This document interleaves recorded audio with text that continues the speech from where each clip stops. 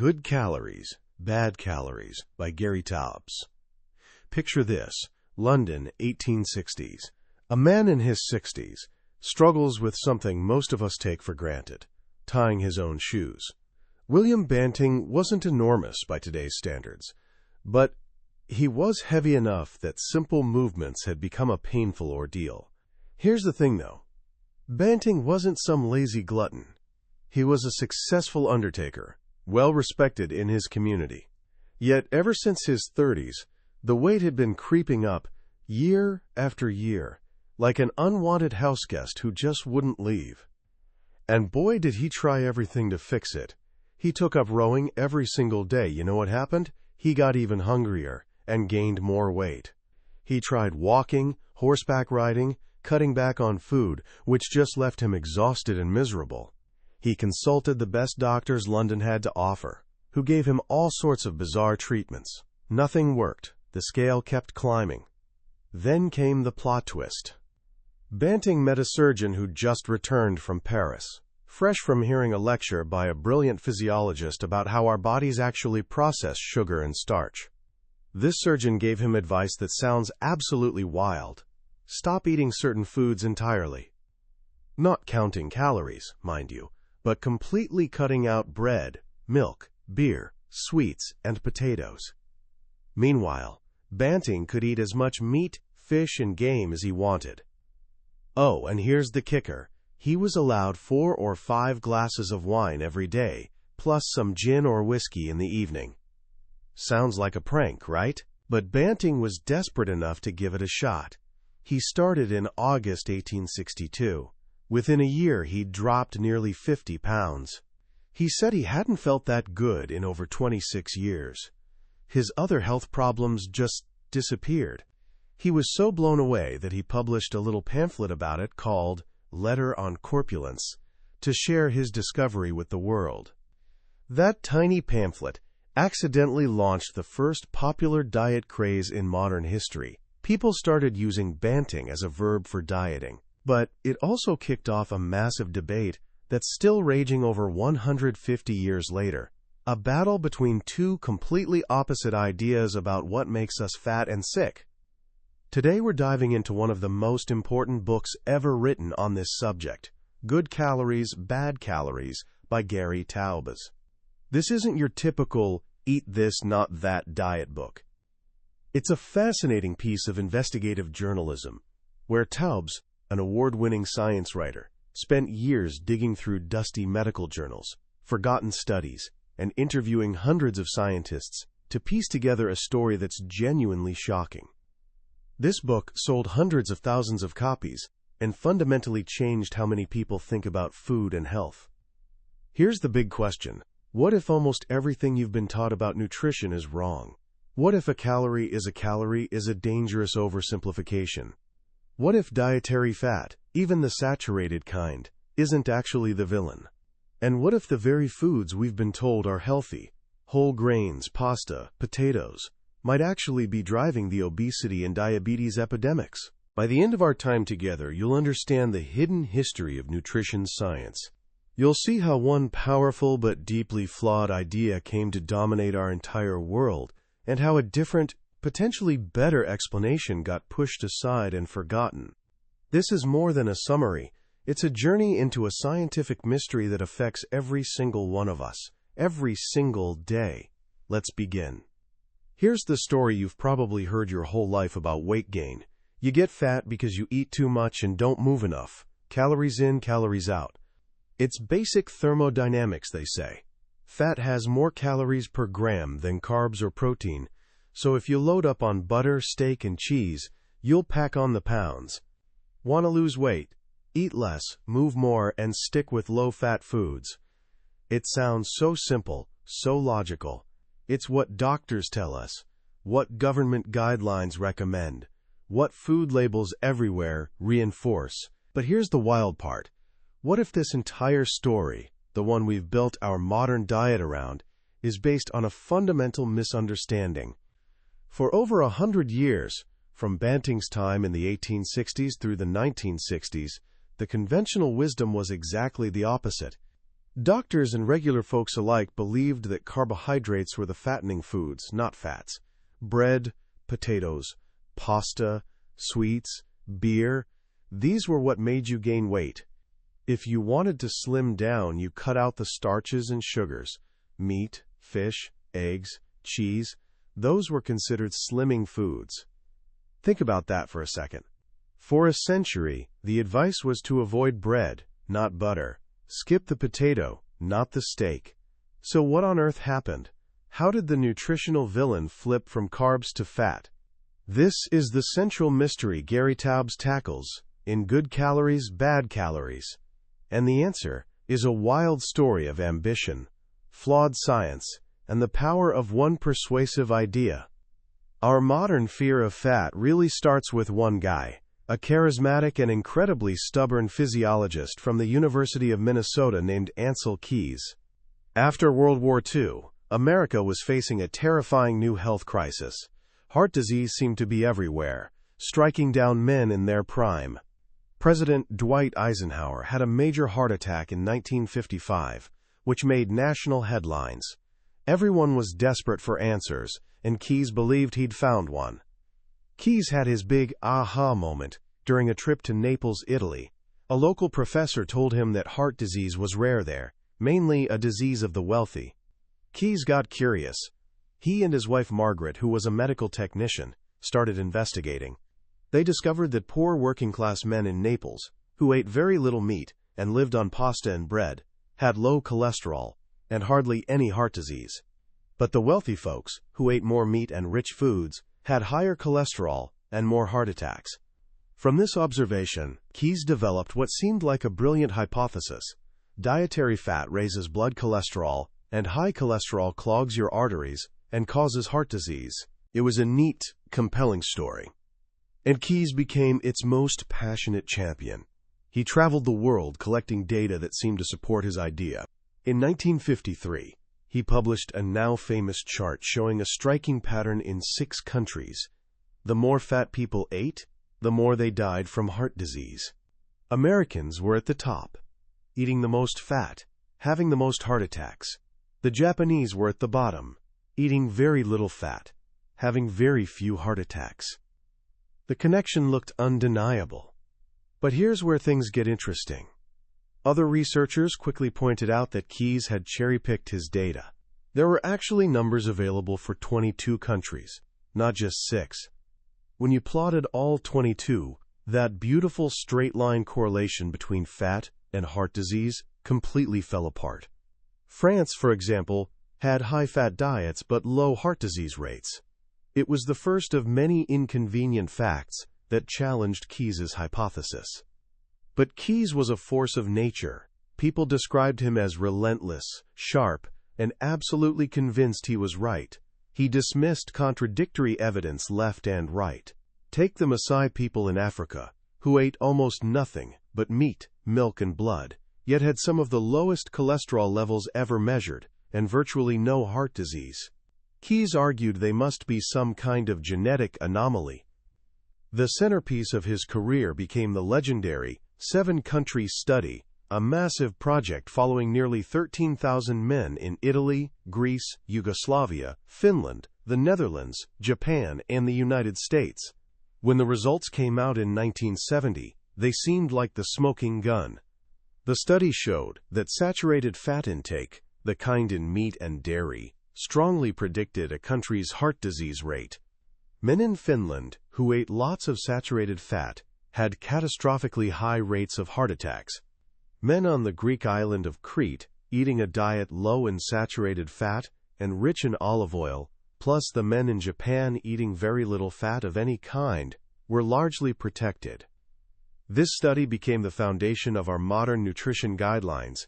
It's why we believe in the magic of the Mediterranean diet and the dangers of butter and steak. With the powerful backing of the American Heart Association, which Keys had tirelessly lobbied, his diet-heart hypothesis transformed from a controversial theory into unquestionable public health dogma. Time magazine put Ancel Keys on its cover in 1961, declaring him the face of dietary wisdom in America. The war on fat had officially begun. But as Taubes meticulously documents, the evidence was never as rock-solid as it was presented. The 7-country study had glaring inconsistencies that were simply ignored. For instance, men in East Finland had triple the heart disease rate of men in West Finland, but their diets were virtually identical in fat content. Something else had to be going on.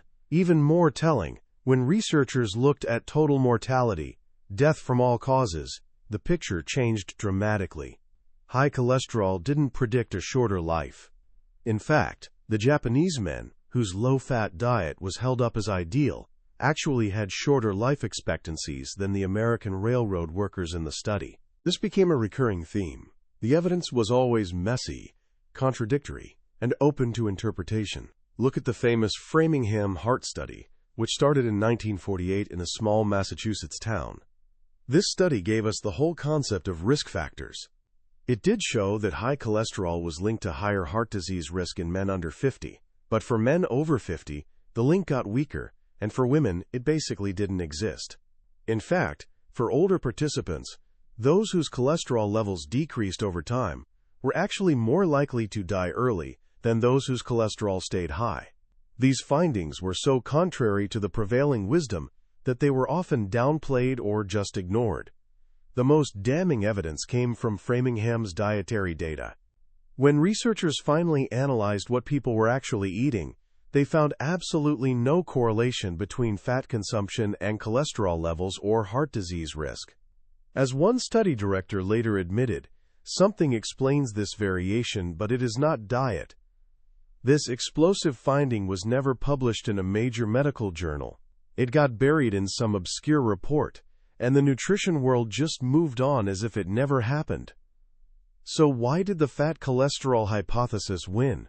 Taubes argues it wasn't because of overwhelming proof. It was a perfect storm of factors. Keyes's forceful personality, the seductive simplicity of the idea, and the powerful influence of politics and industry. In the 1970s, a Senate committee led by George McGovern, genuinely wanting to do good and influenced by the anti-fat message from the American Heart Association, published the first dietary goals for the United States. It was the first time a government body officially told Americans to eat less fat. The staff who wrote it weren't scientists. They were former journalists and lawyers who saw the issue in black and white terms. They viewed the meat and dairy industries like the tobacco industry, hiding the truth for profit. They relied almost entirely on advice from a few Harvard nutritionists who were zealous believers in Keyes's ideas. The scientific controversy got swept under the rug. The new official government policy was to eat low-fat, high-carb. The USDA's food guide pyramid, released years later, was a direct result. It put fats and oils at the tiny peak, to be used sparingly, and placed breads, cereals, rice, and pasta at the foundation, recommending 6 to 11 servings daily. The very foods that William Banting and a century of doctors had called uniquely fattening were now declared the cornerstone of healthy eating. And what happened? Since the late 1970s, when these recommendations took hold, Americans did start eating less fat. The percentage of fat calories in our diet dropped significantly. But we didn't get healthier. We didn't get thinner. We got way fatter. The obesity epidemic took off precisely when the low-fat gospel began spreading. Type 2 diabetes rates skyrocketed right alongside it. This is the great paradox. As a nation, we followed the advice. We switched from butter to margarine, whole milk to skim, red meat to chicken, and in doing so, we replaced those fat calories with carb calories. We were told to eat more pasta, more rice, more potatoes. The food industry responded with an explosion of low-fat and non-fat products, which were almost always loaded with sugar and refined carbs to make them taste decent. We thought we were making healthy choices. But the evidence suggests we may have been doing exactly the opposite. This brings us back to the question that got pushed aside in the rush to condemn fat. What if the old wisdom was right? What if the problem isn't fat, but carbohydrates? This is what Taubes calls the carbohydrate hypothesis. It's the idea that certain chronic illnesses, what some doctors call diseases of civilization, like obesity, diabetes, heart disease, hypertension, and even some cancers and Alzheimer's, aren't caused by too much dietary fat, but by too many refined carbohydrates and sugar. The evidence for this goes way back to observations by 19th and early 20th century doctors. Colonial and missionary physicians working with isolated populations around the world, from the Inuit in the Arctic to tribes in Africa, kept making the same two observations. First, these diseases of civilization were virtually non-existent among people eating their traditional diets, whether those diets were high in fat like the Inuits or high in carbs from whole foods like many African tribes. Second, these diseases would appear, often shockingly fast, only after these populations were exposed to Western foods. And what were the first Western foods everyone wanted? Sugar, white flour, and white rice. The pattern was clear. First came dental cavities. Then obesity, diabetes, and heart disease followed. They always appeared together, suggesting a common cause. Peter Cleve, a British naval surgeon, was one of the most eloquent voices on this. He argued that humans evolved over millions of years on a diet free from refined carbs. Our bodies simply aren't adapted to handle the rapid flood of sugar from eating flour and table sugar. He called this collection of problems the saccharine disease. John Yudkin, a prominent British nutritionist, went even further, pointing the finger specifically at sugar. Throughout the 1960s, he published study after study suggesting that sugar, not fat, was triggering the metabolic changes leading to heart disease. He showed that high-sugar diets raised triglycerides, a type of blood fat that many researchers believed was a better heart disease predictor than cholesterol. He also showed that sugar raised insulin levels. And insulin, Taubes argues, is the key to the whole puzzle. To understand why, we need to look at how our bodies actually handle food. We tend to think of our bodies like a simple car engine. Calories are fuel, and if you put in more than you burn, the extra gets stored in the tank. But our bodies are infinitely more complex. Our metabolism isn't governed by simple math, but by a symphony of hormones. And the conductor of that symphony, when it comes to storing energy, is insulin. Insulin is a hormone your pancreas makes. Its main job is keeping your blood sugar in a tight, safe range. When you eat carbs, they break down into glucose, sugar, which enters your bloodstream. Your pancreas senses this blood sugar rise and releases insulin. Insulin then tells your cells, mainly in your muscles and liver, to take up that glucose and use it for energy. But insulin does something else that's absolutely critical. It's the main hormone controlling fat storage. Think of insulin as a one-way switch for your fat cells. When insulin levels are up, it tells your fat cells to grab fat from the bloodstream and store it. At the same time, it actively prevents the fat already in your fat cells from being released to burn for energy. So when insulin is up, you're in fat storage mode. Fat is locked away. When insulin levels fall, the switch flips. Your fat cells get the signal to release fat, and your body starts burning it for fuel. This is the normal, healthy cycle. You eat, insulin goes up, you store some energy, a few hours later insulin comes down, and you start burning stored energy. The problem happens when insulin levels are chronically elevated. If insulin is always high, your body is perpetually in fat storage mode, constantly shuttling energy into fat cells, and constantly being blocked from using the fat you've already stored. So what keeps insulin chronically high? Carbohydrates, specifically the type and amount of carbs. All carbs raise insulin to some degree, but not equally. Refined, easily digestible carbs, sugar, high fructose corn syrup, white flour, white rice, potatoes, cause rapid, dramatic spikes in blood sugar, which trigger large insulin surges. Meanwhile, fats have virtually no effect on insulin. Protein has a moderate effect. Here's the core of the carbohydrate hypothesis of obesity. When you eat a diet high in refined carbs, you're constantly spiking insulin. This keeps your body in fat storage mode. The energy from what you eat gets preferentially shoved into fat cells, leaving less available for the rest of your body.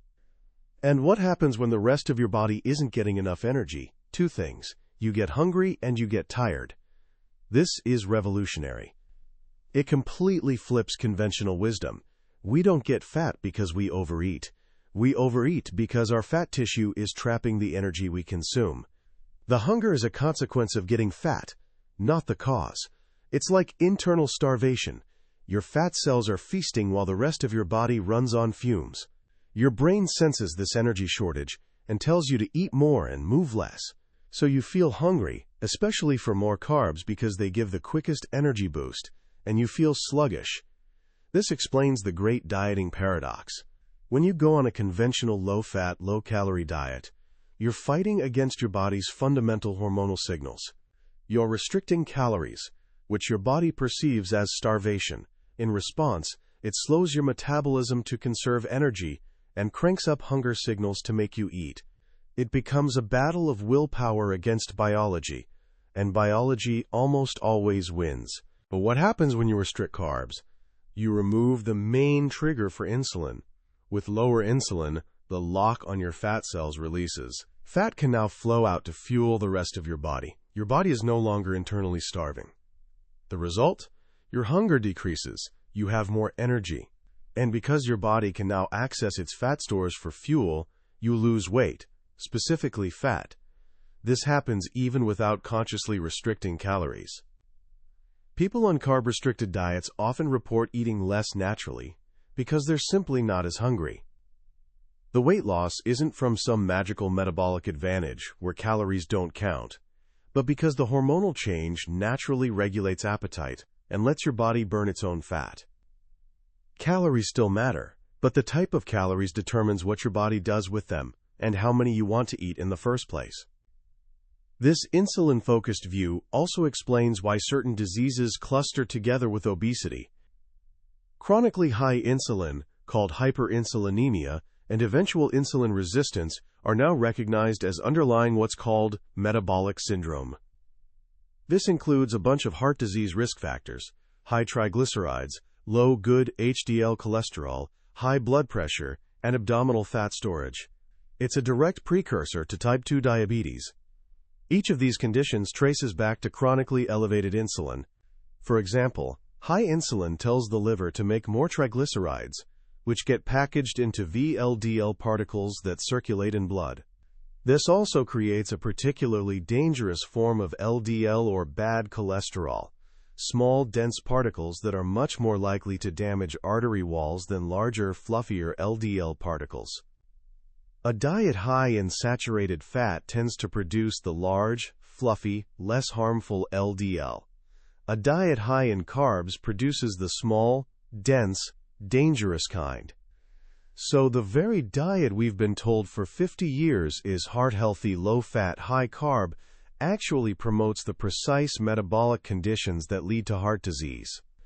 This brings us to a crucial point about carbs: the unique role of sugar, specifically the fructose in sugar. Table sugar is sucrose, one glucose molecule bonded to one fructose molecule. High fructose corn syrup is similar. When you eat starch, like from a potato, it breaks down into pure glucose. But when you eat sugar, you get a double hit. The glucose part spikes your blood sugar and insulin like starch. But fructose is different. It's metabolized almost exclusively in the liver. A large fructose influx basically overwhelms the liver, which responds by converting fructose into fat as triglycerides. So sugar does something, starch doesn't. It delivers fructose directly to the liver, turbocharging fat production, a process called de novo lipogenesis, or making new fat. This floods your bloodstream with triglycerides and drives the whole metabolic syndrome cascade. The combo of glucose-stimulating insulin and fructose-generating liver fat makes sugar uniquely potent for causing both obesity and related diseases. This is why, Taubes argues, just measuring a food's glycemic index, which only tracks immediate blood sugar response, can be misleading. Fructose has a very low glycemic index because it doesn't directly raise blood sugar. This led many to believe it's a safe sugar, especially for diabetics. but its long-term metabolic effects in the liver are profoundly damaging. So we're left with a powerful, comprehensive alternative to conventional wisdom. A hypothesis explaining why we get fat, why we get sick, and why following official advice has so often failed. It suggests obesity isn't a willpower failure, but a biological response to what we eat. It suggests the key to health isn't obsessing over calories or fat grams, but controlling our hormonal response to food. And the most direct way to do that is controlling our consumption of foods with the biggest insulin impact, refined carbs, and especially sugars. It's a radical idea, but one that's been waiting in the wings of science for over a century, waiting for someone to piece the story together. As we wrap up our journey through good calories, bad calories, it's hard not to feel a mix of emotions, maybe some shock, probably some anger, definitely confusion. If what Gary Taubes argues is true, or even partly true, it means for the better part of half a century, we've been given profoundly wrong advice about one of the most fundamental things in our lives, what to eat. The most powerful lesson here isn't really about fat or carbs, it's about science itself and how easily it can go off track. We like to imagine science as this pure, objective search for truth. But Taubes shows us it's a human endeavor, vulnerable to all our human flaws: ambition, pride, confirmation bias, the desire for simple answers to complex problems. The story of Ancel Keys and the Dietary hypothesis is a sobering reminder that a powerful personality with a compelling but flawed idea can shape the world for generations. It reminds us to always be skeptical, especially when someone says the science is settled. Real science is never settled. It's an ongoing process of questioning, challenging our most cherished beliefs, rigorously testing hypotheses with the intent to prove them wrong, not just confirm we're right. This book is a masterclass in that kind of thinking. It doesn't just present an alternative theory. It shows you the messy, contradictory, often political process by which scientific truth gets constructed. So what does this mean for you, navigating a world full of conflicting health advice? It means you need to become a critical thinker. You can't just passively accept what you're told, even by authorities. Learn to ask questions. Where does this advice come from? What's the evidence? Is there contradictory evidence being ignored? This book is an incredible tool for developing that mindset. Now let's talk about what to actually do with this information. It can feel overwhelming, but we can break it down into a few simple, actionable ideas you can experiment with today. I'm not a doctor, and this isn't medical advice, but these are the practical principles that emerge from the book's deep dive. First, pay attention to your carb quality. Not all carbs are created equal. The ones to watch out for are refined, easily digestible ones. Anything with white flour. Bread, pasta, crackers, pastries, white rice, and potatoes. And most importantly, sugar in all forms, especially sugary drinks. These cause the biggest insulin spikes. Try reducing these and see how you feel. You don't need to eliminate them overnight, but awareness is the first step. Second, don't fear natural fats. This might be the book's most radical idea. For decades, we've been taught to fear fat. Taubes argues that fats from whole foods, meat, fish, eggs, nuts, avocados, olive oil, aren't the enemy. They barely affect insulin and are very satisfying, keeping you full longer. This doesn't mean deep fry everything, but you don't need the low-fat version of everything either. Enjoy the egg yolk. Eat the steak without trimming every bit of fat. Use butter instead of margarine. Third, prioritize whole foods. At its heart, the carbohydrate hypothesis is about the dangers of processed foods. Refining carbs and adding sugar creates the problem. Focus on real, whole foods, things that don't come in boxes with long ingredient lists. A diet based on vegetables, especially leafy greens, meats, fish, poultry, eggs, nuts, seeds, and some fruit, is a great foundation. Most importantly, become an experimenter in your own life. Pay attention to how different foods make you feel. Do you feel energized and satisfied after steak and broccoli? Do you feel hungry and tired an hour after pasta or a bagel? Your own body is your best laboratory. This book gives you a new framework, a new hypothesis to test. That was a summary of Good Calories, Bad Calories by Gary Taubes. We've covered the main highways of his argument today. But I'll be honest. A summary can only show you the map. The real adventure happens when you travel the roads yourself. The true power of this book lies in the details. In the meticulous way Taubes builds his case, story by story, study by study. It's in those quiet reading moments, when a particular anecdote or explanation clicks, and you see the world a little differently. This summary is designed to help you decide if this journey is worth taking. If anything we've talked about has sparked your curiosity or challenged what you thought you knew, I urge you to grab a copy. Reading it isn't just about learning facts. It's an experience that can genuinely change your relationship with food and your understanding of your body. You can find a link in the description below. Also, if you found this deep dive valuable, it would mean a lot if you'd hit that like button and subscribe. That way, you won't miss our next exploration into another life-changing book from the billionaire's bookshelf. Let's keep questioning, learning, and growing together.